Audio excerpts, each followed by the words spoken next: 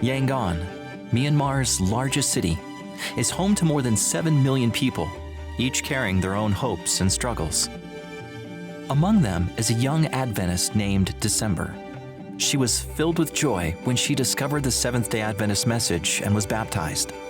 However, she soon encountered challenges in her faith journey. December lived in the countryside where there were limited job opportunities. To support herself and her family, she had to move to the city for work. There she found that many companies demanded work on Sabbath.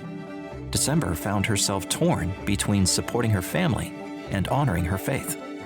Our Adventist young people have difficulty in looking for a job. And aside from that, when we did a survey, we found out that many of our young people still from the province come into the city, and yet we have never seen them in the church.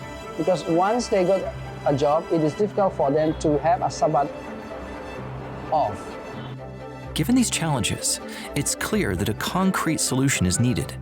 More and more people are coming to the city, and it is very crucial for us as a Seventh-day Adventist Church to have a center that will influence or that will impact positive life, that will bring hope to the city dwellers in Yangon.